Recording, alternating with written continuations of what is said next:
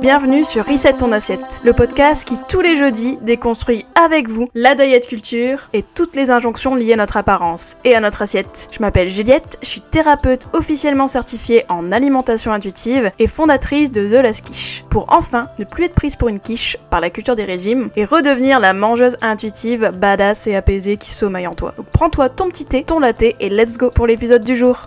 Bonjour à toutes et bienvenue dans ce nouvel épisode de Reset ton assiette. Alors aujourd'hui, on va parler du mouvement Health at Every Size. Alors j'en ai déjà parlé sur le podcast à plusieurs reprises, mais je voulais faire vraiment un épisode dédié à cette approche et surtout vous expliquer en quoi cette approche, du coup ce mouvement-là, offre une autre vision de la santé, c'est-à-dire une vision de la santé qui n'est pas basée sur le poids. Et à travers cet épisode, j'aimerais te donner des clés pour que tu puisses, toi, voir ta santé autrement que ton poids et voir en quoi, voilà, tu peux prendre soin de ta santé autrement que en te focalisant sur la balance. Donc on va parler de Health at Every Size aujourd'hui. Il y a beaucoup de concepts dans Health at Every Size, de piliers qui sont très proches de l'alimentation intuitive. C'est un peu la même philosophie, toujours décentré du poids, toujours à travers ce paradigme non pondérocentré de la santé.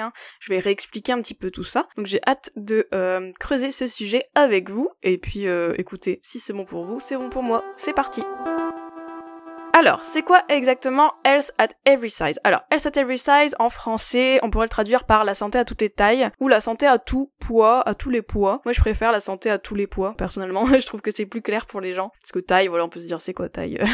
1m80? Non.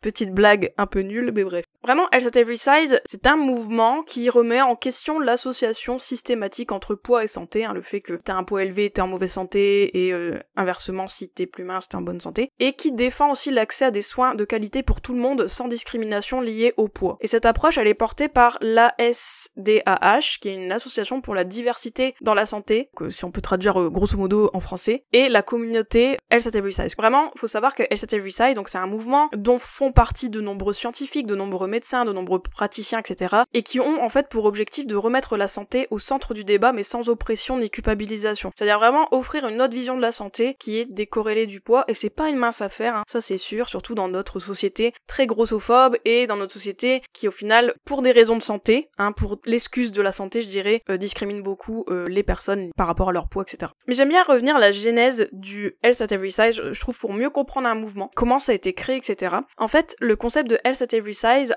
trouve ses origines dans les années 60 et 70, en parallèle avec les premiers mouvements de lutte contre la grossophobie et pour l'acceptation des corps. Faut savoir qu'en fait, aux États-Unis, c'est souvent aux États-Unis que naissent pas mal de ces mouvements-là. Il y a eu un gros mouvement qui s'appelle le Fat Acceptance Movement. J'en ai déjà parlé dans l'épisode sur le body positive, si ça vous intéresse. Ce mouvement-là, aux États-Unis, donc dans les années 60, qui était porté notamment par des personnes noires aussi également. Donc les activistes de ce mouvement ont commencé à remettre en question l'idée selon laquelle la minceur serait nécessairement synonyme de bonne santé, et à l'inverse que la grosseur serait nécessairement synonyme de mauvaise santé. Et en fait, c'est dans les années 90 et 2000 qu'il y a des chercheurs et des professionnels de santé qui se sont vraiment penchés sur la question et qui ont développé une approche fondée sur des études scientifiques, parce que là c'est une approche quand même scientifique, Health at Every Size, qui montre que se focaliser sur la perte de poids était inefficace et nuisible pour la santé physique et mentale. C'est-à-dire qu'en fait, il y a beaucoup d'études qui ont démontré vraiment, avec des chiffres à l'appui, que encourager, promouvoir, poursuivre une perte de poids intentionnelle, c'est-à-dire faire en sorte que son corps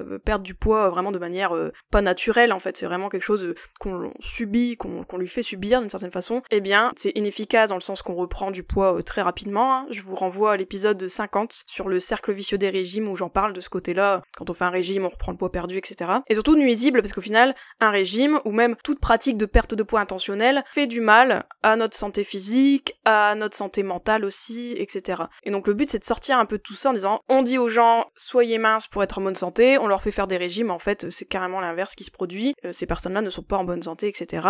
Et donc à force de ça, il y a eu vraiment une remise en question, et c'est la même remise en question qu'ont eu Evelyn Tribole et Élise Reich quand elles ont créé l'alimentation intuitive. Elles ont bien vu en fait que leurs patientes revenaient avec des TCA, avec des troubles du comportement alimentaire, revenaient avec des kilos qu'elles avaient repris en fait à chaque régime, etc., etc. Donc elles se sont dit en fait est-ce que c'est vraiment bénéfique pour la santé les régimes? Non. Donc du coup voilà, il y a eu vraiment ce truc de les régimes ils font du mal, donc en fait, encourager les gens à perdre du poids, ça fait du mal aux gens, ça fait du mal à leur santé, et est-ce qu'il n'y a pas moyen de prendre soin de la santé des gens autrement, quoi. Et d'arrêter aussi de discriminer les gens par rapport à leur poids, en leur disant, si tu pèses tel poids, c'est-à-dire que t'es en mauvaise santé, donc tu dois forcément perdre, etc., ou même cette discrimination qu'on peut retrouver aussi dans la grossophobie médicale, c'est-à-dire carrément discriminer des gens en leur disant tu pèses pas tel poids donc tu n'as pas accès à tel soin, etc., etc. L'association qui est à l'origine de Health at Every Size a alors structuré ces idées pour en faire un véritable cadre de soins et d'accompagnement donnant naissance au modèle Health at Every Size tel qu'on le connaît aujourd'hui. Il faut savoir que c'est un modèle qui a été déposé, c'est-à-dire que on peut être accrédité Health at Every Size, un praticien Health at Every Size si vous voulez, et donc c'est un peu assez similaire à l'alimentation intuitive, parce que l'alimentation intuitive et Health at Every Size pour moi c'est vraiment limite des potes quoi, je veux dire. Ils sont copains, c'est vraiment très proche quand même ces approches là. Et d'ailleurs l'alimentation intuitive est un pilier, est un principe du Health at Every Size, mais on va en reparler tout de suite puisque je vais vous présenter les 5 principes de Health at Every Size. Alors, Health at Every Size, la santé à tout poids, repose sur 5 principes fondamentaux. Alors le premier c'est lié à l'inclusion et par rapport au poids, c'est-à-dire de se dire toutes les personnes, peu importe leur poids ou leur corpulence, ont le droit au même respect et au même accès aux soins de santé. Chose qui n'est pas le cas aujourd'hui, je veux dire, quand je vous disais, quand tu pèses tel poids, il y a des choses que tu ne peux pas faire, exactement, il y a même des soins, des IRM, etc., à partir d'un certain poids, tu ne peux même pas passer dans la machine, il y a vraiment des choses, que ce soit d'un point de vue principe, ou même d'un point de vue logistique, quoi. Et donc du coup, ça montre que il y a une vraie discrimination des personnes grosses par rapport à leur propre santé, quoi, au propre accès aux soins de santé. Health at Every Size s'engage à ce que les personnes aient accès aux mêmes soins de santé, que tu sois mince ou gros, t'as accès aux mêmes soins, quoi. Au même respect des gens, au même respect des professionnels. On arrête de juger la santé uniquement à travers l'IMC, qui est un indicateur dépassé et réducteur. Et ça, je vous invite à écouter mon épisode sur l'IMC que j'avais fait il y a quelques mois, il me semble, où je parlais à quel point l'IMC c'était vraiment naze, et aussi en me basant sur les recherches notamment de Benoît Arsenault et d'autres chercheurs qui ont vraiment démontré à quel point l'IMC c'était naze. Mais vraiment scientifiquement, quoi. C'est plus une vue de l'esprit, c'est scientifique, c'est prouvé scientifiquement, quoi. Ensuite, le deuxième pilier, c'est une santé améliorée pour toutes et tous. En fait, l'idée avec Health at Every Size, c'est d'encourager des comportements qui soutiennent la santé et le bien-être, mais sans pression sur la perte de poids. C'est-à-dire que le but, c'est de trouver des comportements, une hygiène de vie, bref, des choses à faire, quoi, qui peuvent améliorer notre santé, mais sans forcément, peser un certain poids, un chiffre, etc. Parce que oui, comme je vous le dis souvent sur ce podcast, la santé, c'est bien plus que ton poids, c'est plus que la balance, etc. C'est vraiment un ensemble de beaucoup de facteurs, et aussi un ensemble de beaucoup de comportements que tu peux tenter d'améliorer sur la petite marge de manœuvre que tu as. Donc vraiment le but, c'est d'améliorer la santé, faire en sorte que, qu'est-ce qu'on peut tous faire pour améliorer notre santé, mais sans forcément chercher à peser moins. Ensuite, troisième pilier de Health at Every Size, c'est le respect du bien-être corporel.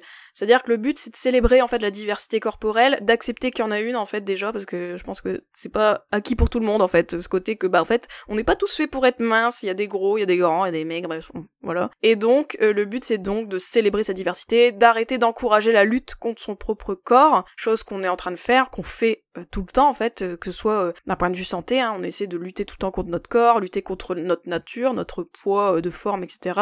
Donc le but, c'est vraiment de se dire, allez, ciao la lutte, on essaie de se respecter, quoi, de respecter le fait qu'on est tous divers, et vraiment avec cette idée centrale que chaque corps a de la valeur, peu importe sa forme ou sa taille. Peu importe ton poids, t'as de la valeur, t'es pas moins qu'une personne mince si t'es gros, ou à l'inverse, t'es pas supérieur aux autres si t'es mince, etc. Vraiment, il y a ce côté, encore une fois, on enlève un peu cette hiérarchisation des corps qui a été créée par la société, par la culture des régimes, par la société grossophobe et patriarcale aussi, parce que le corps des femmes est aussi un corps aussi stigmatisé. Donc voilà, le but c'est respect pour tous, on arrête de lutter, on est tous copains avec notre corps, et on tente de se respecter, quoi. Ensuite, quatrième pilier, c'est une alimentation flexible et intuitive. Et oui, et là, c'est pour ça que je vous disais, il y a un principe vraiment de Health at Every Size qui est très proche de l'alimentation intuitive, puisque le but c'est de prôner une approche où l'écoute des signaux internes, comme la faim, le rassasiement, est centrale. Et c'est ça, l'alimentation intuitive. Le but c'est de pas être au régime, mais d'être le plus connecté possible à ses sensations, et ça nécessite tout un travail, ça c'est sûr, je vous en parle beaucoup sur le podcast de toute manière, ça nécessite la thérapie de l'alimentation intuitive, mais le but c'est d'arriver à cette alimentation intuitive qui permet de ne plus être au régime donc c'est ciao les régimes restrictifs, les régimes en tout genre, et les règles absurdes qui nous déconnectent de nos besoins, qui nous déconnectent de notre faim, de notre rassasiement.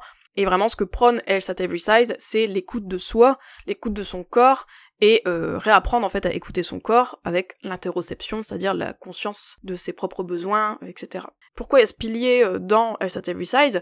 C'est parce que même d'un point de vue scientifique, l'alimentation intuitive, il y a énormément de bienfaits pour la santé. Je vous invite à écouter l'épisode que j'avais fait sur les bénéfices de l'alimentation intuitive d'un point de vue science et recherche. Il y en a beaucoup, que ce soit sur la santé en général, mais même sur l'estime de soi, etc. Je vous invite à aller écouter l'épisode pour en savoir plus. Mais voilà, donc comme on est dans une approche qui est quand même pro-santé, et ben forcément on favorise l'alimentation intuitive qui est aussi une approche, une thérapie pro-santé. Ensuite, 5e pilier, c'est le mouvement, c'est d'avoir une activité physique adaptée, et surtout une activité physique qu'on aime, avec laquelle on éprouve du plaisir. Donc vraiment, le but c'est d'encourager le mouvement pour le bien-être, et non comme une punition, une corvée, un moyen de contrôle du poids, du corps, etc., chose qu'on voit dans la culture des régimes. Donc bouger, ça doit, entre guillemets, rester un plaisir, être un plaisir, pas une obligation. Et vraiment, le but de Health at Every Size, c'est vraiment améliorer la santé des gens.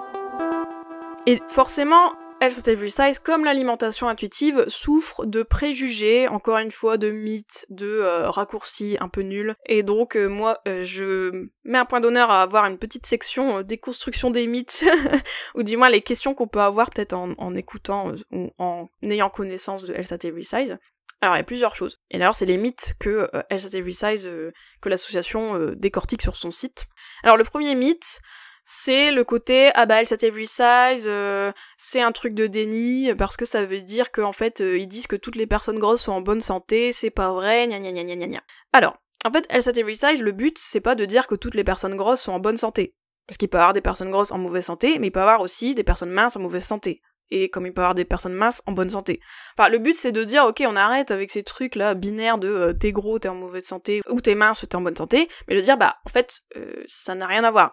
Et donc, ça veut pas dire non plus que toutes les personnes grosses sont en bonne santé. Tu peux très bien être gros et en mauvaise santé aussi, je veux dire, la santé c'est pas lié au poids en fait, dans tous les sens du terme, voilà. Donc Health at Every Size ne dit pas que toutes les personnes grosses sont en bonne santé, mais qu'elles méritent toutes un accès égal aux soins et une prise en charge sans discrimination. Ça c'est très important quand même. Comme j'ai déjà expliqué sur le podcast sur la grossophobie médicale, le problème dans notre société d'aujourd'hui, c'est que comme la santé, elle est très focalisée sur le poids, dès que tu viens avec un poids plus élevé que le carnet de santé ou je sais pas quoi, ou l'IMC, eh bien forcément, on va te discriminer, on va te refuser des soins, on va aussi t'intimider pour que toi-même en fait tu fréquentes moins le médecin aussi, donc tu prends moins de soin de ta santé, du coup vu que tu ne passes pas des examens parce que t'as peur qu'on te dise encore de perdre du poids, etc. Ça c'est une souffrance réelle quand même par les personnes grosses.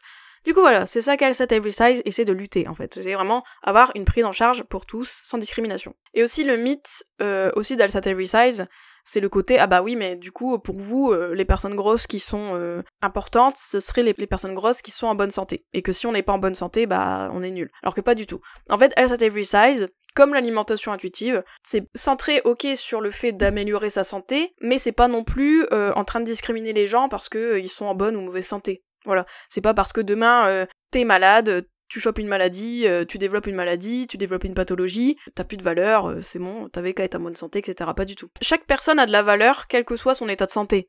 Ça veut pas dire que t'es en mauvaise santé demain, que tu n'as pas de valeur en fait.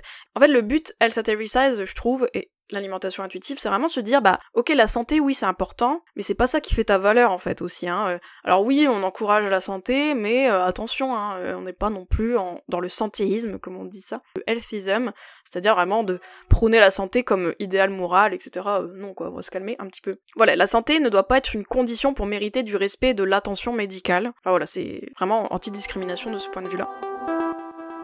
Et aussi, autre mythe qui est assez intéressant qu'ils ont mentionné sur leur site, et je trouve que ça fait écho un peu à l'alimentation intuitive, c'est Health at Every Size est un mouvement de justice sociale. Alors, ils disent que c'est un mythe, parce qu'ils disent que Health at Every Size c'est avant tout une orientation en matière de santé et de soins médicaux. Cependant, ces principes s'ancrent dans des cadres de justice sociale et de libération des corps pour garantir un accès équitable aux soins. Et en gros, ce que ça veut dire, traduction, ça veut dire qu'en fait, ils disent, oui, il y a de la politique dans notre mouvement, mais c'est pas un mouvement politique de base. En fait, c'est un mouvement pro-santé, c'est un mouvement basé sur la santé, et alors oui, forcément, la santé, c'est politique, donc oui, il y a de la justice sociale là-dedans, parce qu'on sait très bien que des gens pauvres ou des gens qui ont moins de moyens, ils ont moins d'accès à la santé, à des soins, etc., etc., quoi. Et je trouve ça hyper intéressant qu'ils ont mis ça comme mythe, enfin comme idée reçue, parce que c'est un peu comme l'alimentation intuitive, quoi. Il y a des gens, ils vont discréditer l'alimentation intuitive en disant non mais l'alimentation intuitive c'est trop politique, non mais en fait c'est des gens qui sont aveuglés par leur recherche de justice, blablabla. T'as dire ouais mais mec, en fait c'est lié tout ça. Je veux dire, la santé c'est politique, l'accès aux soins c'est politique. Pour moi, voir la santé comme une sphère parmi d'autres qui flotte et qui n'est pas connectée à notre système, je dirais, mais lol, enfin, c'est désolé, mais c'est un peu... ça va les gens déconnectés là, non mais... C'est pour ça qu'ils disent ça en fait. Ils disent que LSAT+, c'est pas un mouvement de justice sociale, genre c'est pas leur raison numéro 1, mais c'est quand même... intrinsèquement lié. C'est comme l'alimentation intuitive. L'alimentation intuitive, c'est pas un mouvement politique, c'est pas un mouvement féministe en soi, je veux dire, la première raison de l'alimentation intuitive, c'est pas ça. Mais au final, ça en est un quand même, parce que c'est lié, tout ça. La culture des régimes, c'est lié au féminisme, la grossophobie, c'est lié au féminisme, donc forcément, bah, tu peux pas parler de l'un sans parler de l'autre, en fait, c'est lié forcément. Donc forcément, il y a un peu de politique là-dedans, mais c'est pas en mode lobby, mais c'est en mode, bah, en fait, c'est tout, quoi, c'est systémique, tout ça. Voilà, donc j'espère que vous comprenez un petit peu mieux, mais je trouve ça intéressant qu'ils aient mis cette critique, en tout cas. Et bien sûr, LSAT Recycle se base sur des études, et je vais juste vous en parler de quelques-unes qui sont assez intéressantes à rappeler. Déjà, LSAT Recycle, en fait, c'est une approche qui est quand même backée scientifiquement, notamment par des études de Bacon et Aframore de 2011, où il y a vraiment des études qui ont démontré en fait que l'approche LSAT Resize améliore les indicateurs de santé comme la pression artérielle, l'estime de soi et le bien-être psychologique, contrairement aux approches axées sur la perte de poids qui échouent à long terme. Et c'est exactement pareil pour l'alimentation intuitive. L'alimentation intuitive, on a démontré des effets sur la santé très bénéfiques, que ce soit sur les maladies cardiovasculaires, que ce soit sur l'estime de soi, tout ça, et donc c'est très lié à LSAT Resize. Donc c'est important quand même de redire que c'est prouvé scientifiquement, je veux dire, c'est pas genre les gens sont dans le déni, LSAT Resize c'est vraiment un truc de déni, non, en fait c'est basé sur des recherches en fait, hein. Je veux dire, s'il y avait zéro recherche derrière, je pense que tout le monde dirait bah ok on lâche l'affaire, on poursuit la perte de poids, ok, d'accord. En fait c'est pas par esprit de contradiction tout ça, c'est pas juste contredire le discours grossophobe sur la santé parce qu'on a envie et ça nous embête quoi, non, en fait c'est basé vraiment sur la recherche scientifique, sur des bienfaits, et comme en fait quand on est pro de santé, accompagnant, professionnel, on essaye de faire en sorte que nos clients, patients, etc. aient accès à de la santé en fait, et accès à une bonne santé, si possible, eh bien on se tourne vers ces approches-là, parce qu'on est bien face à un changement de paradigme qui pour moi est nécessaire si on a envie de prendre soin de la santé des gens, en fait, vraiment. Si t'as envie de prendre soin de la santé des personnes grosses, bah intéresse-toi à la grossophobie médicale en fait. Commence pas à dire il faut perdre du poids. C'est vraiment ça en fait l'intérêt des gens qui poursuivent LSAT Resize ou même l'alimentation intuitive, c'est prendre soin des gens en fait. Moi je fais ça, moi je me suis certifiée en alimentation intuitive pour prendre soin des femmes. Prendre soin des femmes qui ont été malmenées par les régimes. Je veux dire, si demain on me disait les régimes c'est très bien, tout le monde perd du poids, tout le monde est content, tout le monde est en bonne santé, je dirais bah ok, très bien, bah ok, bah restons comme ça.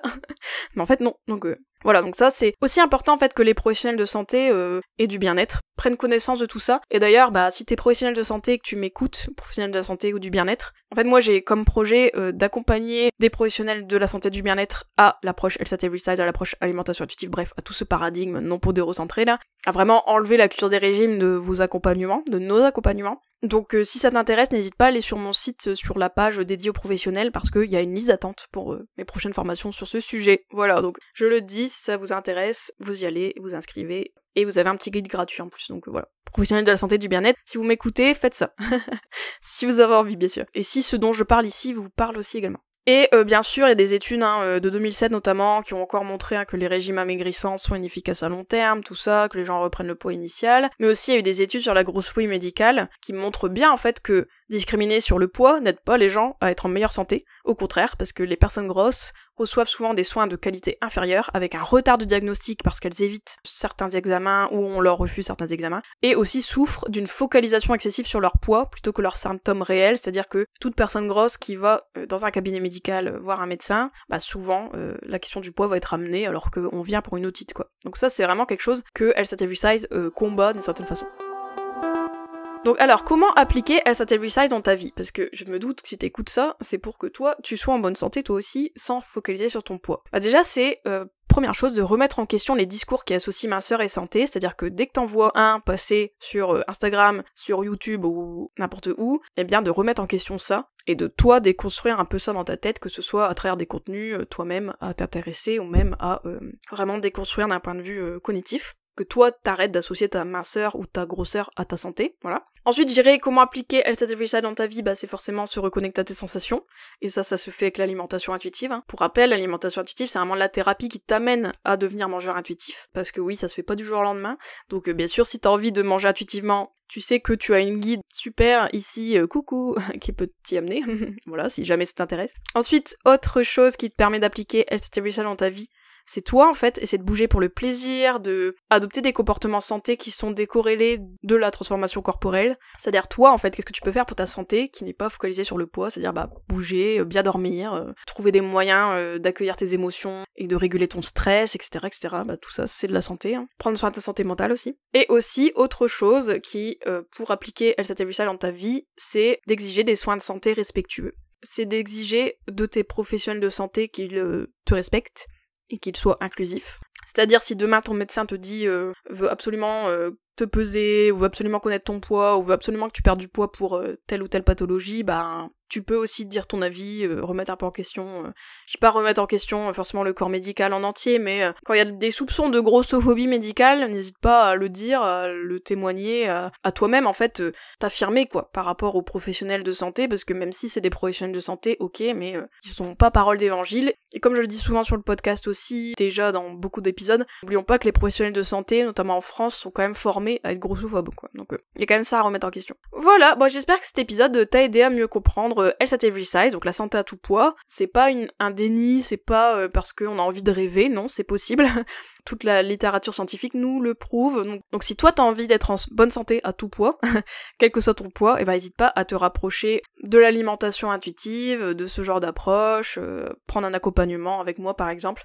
Moi c'est quelque chose que je travaille en accompagnement, moi le but, d'ailleurs même typiquement dans mon programme Croque Madame, le dernier module c'est sur la santé, c'est genre comment avoir des habitudes santé qui sont non oppressives, qui ne sont pas basées sur l'oppression par rapport au poids. Donc si ça t'intéresse, tu peux te faire accompagner par moi-même, tu peux rejoindre Croque Madame aussi dont la prochaine session démarre en septembre, mais moi voilà, le but c'est quand même que tu sois en bonne santé en fait, en rejetant la cure des régimes, même si t'as une pathologie chronique, je veux dire, surtout, Health at Every Size, d'ailleurs, ont sorti des guidelines un petit peu pour les professionnels en disant, voilà, comment on peut faire si t'as du diabète, comment on peut faire si t'as telle ou telle pathologie, tout en arrêtant d'être focalisé sur le poids, et il y a des directives en fait, je veux dire, si aujourd'hui t'as un diabète et que tu te dis, non mais moi faut que je perde du poids, en vrai, pas forcément, il y a beaucoup de choses que tu peux mettre en place dans ton alimentation, dans ton mode de vie qui ne sont pas liées au poids, quoi, ou qui n'exigent pas que ton poids descende, quoi.